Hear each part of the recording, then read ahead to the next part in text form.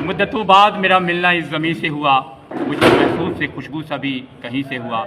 ए ज़मीं तू भी तो बंजर थी कई वर्षों से, एक चश्मा सा रवा तुझ में भी हमी से हुआ। बहुत बहुत शुक्रिया आपका। शुक्रिया। हुकूमत बिहार की जानिब से ये प्रोग्राम मुनक़िद होता है हर साल, और उसके लिए अलॉटमेंट आता है बाज़ाब्ता डीएम साहब के नाम।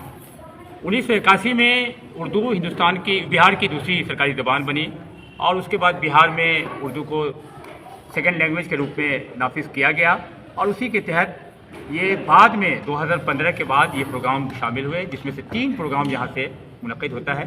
पहला है फ़रोग़ उर्दू सेमिनार और मुशायरा, दूसरा अमलगाह जो असातिज़ा को और मुलाज़मीन को उर्दू के बारे में बताया जाता है, और एक प्रोग्राम जो बच्चों के लिए सबसे अच्छा है वो मुसाबका तकरीर का मुकाबला होता है।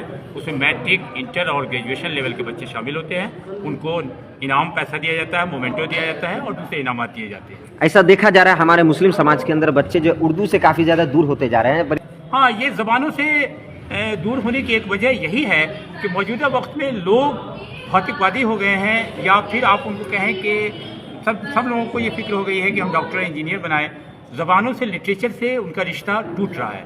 जबकि अंग्रेज़ी में किसी ने कहा है, मुफक्किर ने, कि literature is the science of all sciences and art of all arts. हमें ज़रूर जुड़ना चाहिए, चूँकि लिटरेचर में ही सारा निचोड़ है, चाहे वो उर्दू हो, मैथिली हो, संस्कृत हो, हिंदी हो। अपने बच्चों को ज़रूर पढ़ाना चाहिए। आप डॉक्टर इंजीनियर ज़रूर बनाएं, लेकिन लिटरेचर से भी उनको जोड़ें, ताकि वो अपने माफियूज़ ज़मीर की अदायगी बेहतरीन ढंग से करें। जी, अपना तारुफ कराइए। मेरा नाम वासिफ जमाल है। मैं यहाँ उर्दू मुतरजिम था, और अभी फ़िलवक्त मैं पटना सेक्रेटेरिएट में फाइनेंस डिपार्टमेंट में मामूर हूँ, सीनियर उर्दू मुतरजिम हूँ जी। और ये हमारे मिराज साहब हैं जो यहाँ के इंचार्ज ऑफिसर हैं और अनुवाद पदाधिकारी हैं। क्या कहेंगे मिराज साहब, इस तरीके से जो हमारे बिहार सरकार की तरफ से जो मुहिम चलाई गई है खासकर उर्दू को लेकर, कहीं ना कहीं नीतीश कुमार की तरफ से ये अहम पहल है? बहुत अच्छी मुहिम हो रही है। उर्दू जुबान से जुड़ने के लिए लोगों को क्या कहेंगे? धीरे धीरे इसकी तादाद जो घटती जा रही है।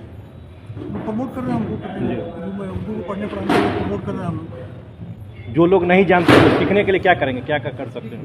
जो गैर कौम के लोग अगर उर्दू जुबान से जुड़ना चाहते हैं, सीखना चाहते हैं, तो क्या करेंगे? उनको भी हम सिखाएंगे। मैं अभी इजाफा कर दूं कि अभी तो असिस्टेंट ट्रांसलेटर का रिजल्ट आया है, और जिससे बहुत जल्द हुकूमत बिहार लगभग 1000 की बहाली करने जा रही है। उसमें बहुत सारे शेड्यूल कास्ट के बच्चे भी आए, और उनकी बहाली हो रही है। पिछले उर्दू ट्रांसलेटर की भी बहाली हुई, उसमें कुछ बच्चे आए शेड्यूल कास्ट के, और शेड्यूल कास्ट के बच्चे भी उर्दू से जुड़ रहे हैं और उर्दू पढ़ा रहे हैं अपने बच्चे।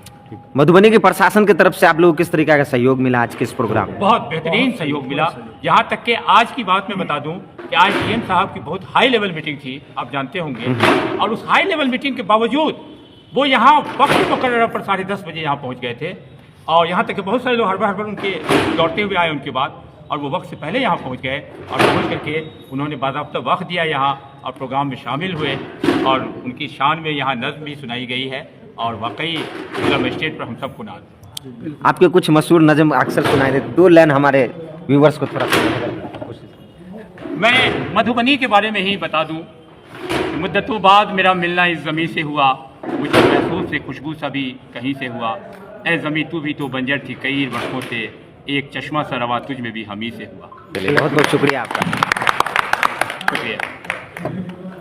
फहमी है जो बहुत राइज हो चुकी है, और इतनी राइज हो चुकी है कि आपने भी सवाल किया, जो सवाल की जो शुरुआत की वो यहीं से की कि मुसलमानों के बच्चों में उर्दू के तय जो है दिलचस्पी कम हो रही है। तो ये जो है ना, उर्दू किसी धर्म की ज़बान नहीं, उर्दू हिंदुस्तान की ज़बान है, और खालिस हिंदुस्तानी ज़बान है। और ज़बानें कभी भी किसी धर्म, किसी मज़हब की नहीं हुआ करती है।